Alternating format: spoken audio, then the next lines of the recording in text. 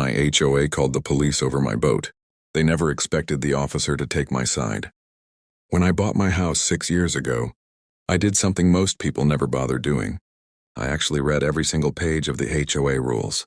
Not just the summaries, not just the welcome packet. Every page. It took almost an entire weekend.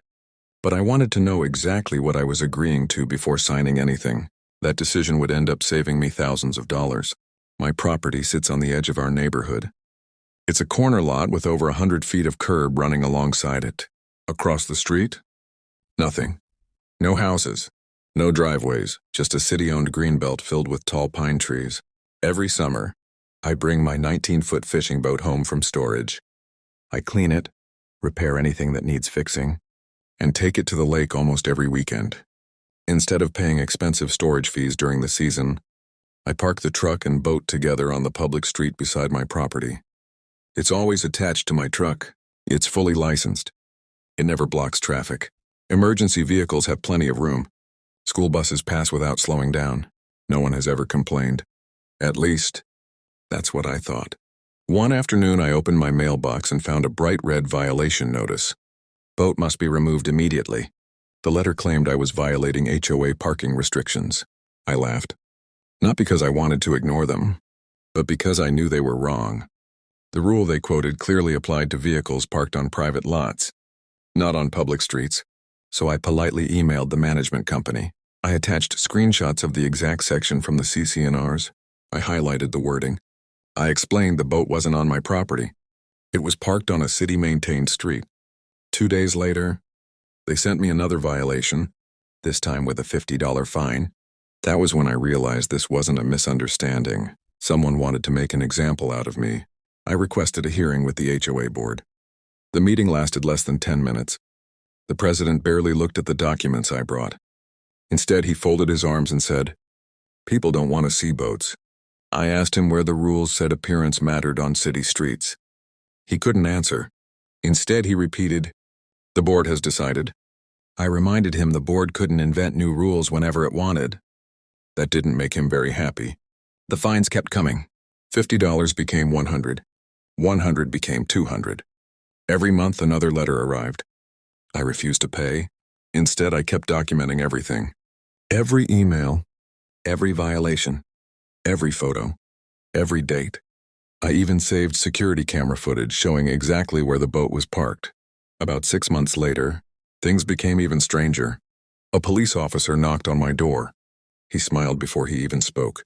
"Someone called about your boat again." Apparently, the HOA president had started contacting the city's non-emergency line almost every week. The officer walked around the truck, measured the distance from the curb, checked the license plates, then shrugged. "It looks fine." I asked if I needed to move it. He smiled. "I don't see a problem." The complaints continued anyway. Different officers showed up over the next several months. Eventually, they all recognized my address. One officer actually laughed when he arrived. "You again?" He admitted dispatch already knew the situation, but every complaint still required someone to respond. One afternoon, an officer asked if I had copies of the HOA letters. I handed him an entire folder. He flipped through dozens of notices. His eyebrows slowly climbed higher. Then he quietly said, "They're citing rules that don't apply." That sentence stuck with me, because now it wasn't just my opinion. A police officer had noticed the same thing. A few weeks later, I submitted a public records request.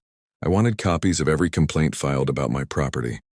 When the documents arrived, I couldn't believe what I was reading. Nearly every complaint came from the same person, the HOA president. Some reports even admitted there wasn't actually a law being broken. One note literally said, "We know there's probably nothing police can do, but maybe talking to him again will convince him to stop." In other words, they knew they had no authority. They simply hoped repeated police visits would intimidate me into giving up. Instead, it had the opposite effect.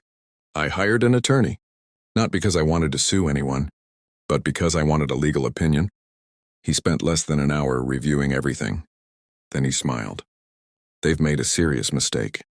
The attorney explained the HOA couldn't enforce private deed restrictions on public property. More importantly, they had continued issuing fines after repeatedly being told the rule didn't apply. That opened the door to claims of selective enforcement and abuse of authority. The attorney sent one certified letter. Just one. It demanded the HOA immediately withdraw every violation, erase every fine, and stop contacting city departments over issues outside their jurisdiction. 2 weeks later, silence. No violations, no warning letters, nothing. At the next annual HOA meeting, several homeowners asked why the parking policy had suddenly disappeared from the agenda. The president looked uncomfortable. Finally, the association's attorney stood up and clarified something. The board cannot regulate parking on public streets unless specifically authorized by local law. The room became completely quiet. Several neighbors looked directly at me. One even started laughing. Another homeowner raised his hand. So all those fines were invalid? The attorney simply nodded. Within a month, every outstanding fine related to street parking vanished from homeowner accounts. No apology, no explanation. Just gone. The president resigned before the next election. His replacement had one simple rule. If it's city property, we'll let the city handle it. Since then, my boat has stayed in exactly the same spot every summer. The police haven't visited once.